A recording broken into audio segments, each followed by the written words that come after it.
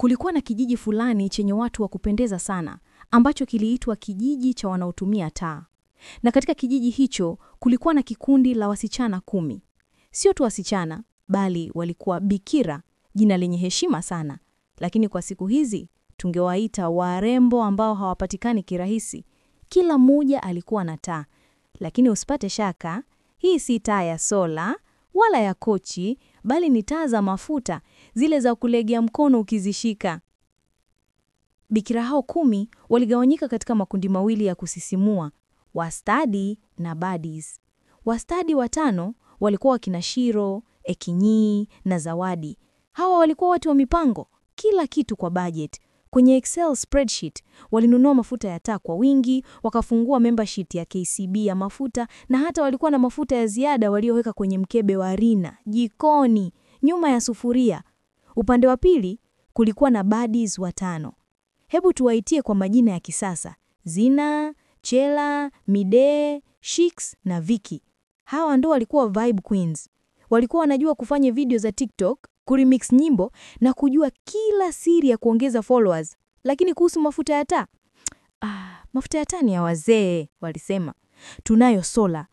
Wakati huo hawakujua kuwa taa zao za mafuta hazikuwa na USB port.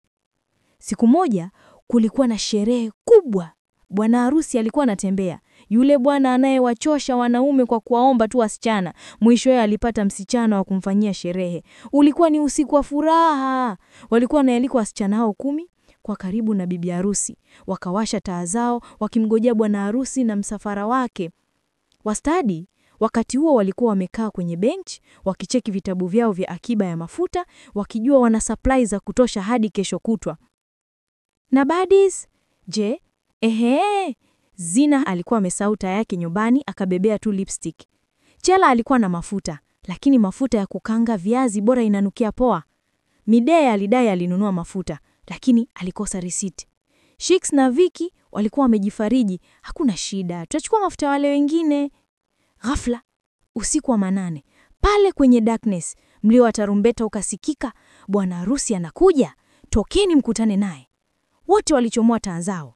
Wastadi walizichoma kwa urahisi, mwanga wao waking'aa kama taa za floodlight pale Emirates. Lakini baddies, Mungu wangu, Zina alipojaribu kuwasha taa, aligundua alibeba chupa ya maji ya kujipaka mwili ya Wet n Wild. Chela akamwambia, nilikuwa nimekuletea mafuta, kumbe ni ya kukaanga viazi bora inanukia poa. Midea alikuwa anapiga simu kwa Uber wa kumletea mafuta, lakini bei ya wakati wa usiku ilikuwa imepanda. Shix na Vicky wakaenda kuomba mafuta kwa Wastadi. Shiro, nisaidie hata kidogo. Ni haja ya Kinyi, hata kama ni drop tu, nitaweka story yako kwenye close friends. Zawadi, usiwe mkali, hata si ni wana wa Mungu. Lakini Wastadi, kwa hekima yao ya kifedha, walijibu kwa maneno yaliyochoma. Hatuwezi, tusije tukakosa mafuta sisi na nyinyi. Nendeni mkalipie bei ya juu kwa wale wanaouza. Na ndivyo walivyokimbia, wakiuza vitu vya thamani, simu zao, herini zao za bandia na hata airtime ili kununua mafuta.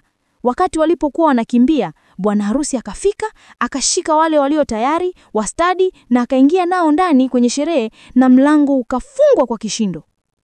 Mabaddies waliporudi wakibabaika na taa zao zilizowaka mwanga mdogo kama utumbo wa nzege, walikuta mlango umefungwa. Walipopiga kelele, "Bwana, bwana, fungua mlango!" Ndani sauti ya bwana harusi ikasikika kwa lugha ya kufoka. Sikilizeni wapenzi, najua nyinyi ni watu wangu, lakini nasema sijui nyinyi ni watu wa aina gani. Nilikuwa nataka kukaribisha wasichana waliojitayarisha, si wasichana wa last minute. Na ndipo walivyokaa nje, wakilala kwa njaa, wakilalamikia wakati walipokuwa wanapiga deba kwenye maombi ya asubuhi badala ya kujaza mafuta taa. Moral of the story ya kijana wa kisasa: usiwe mjinga. Unapoambiwa jitayarishe, si maana ya kuweka alamu ya kuamka.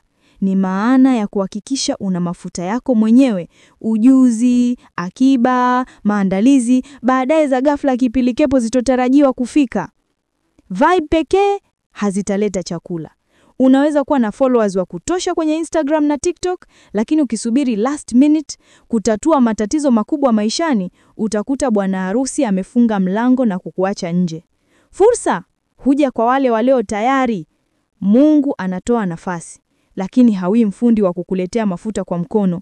atakubali kwenye sherehe lake ukiwa na mwanga wako tayari. Ukiwa hauna, utabaki nje ukiimba, nilikuwa nataka kumkutana naye, lakini niliwachwa nje. Basi kaka na dada, jihadhari. Tayarisha mafuta yako ya mwisho wa mwezi, maana huwezi jua siku ya bwana harusi kufika, au interview yako, au mtihani wako, au fursa yako ya biashara. Usiwe chele ya maisha yako, ukatia saladi ya viazi mwili kwenye taa.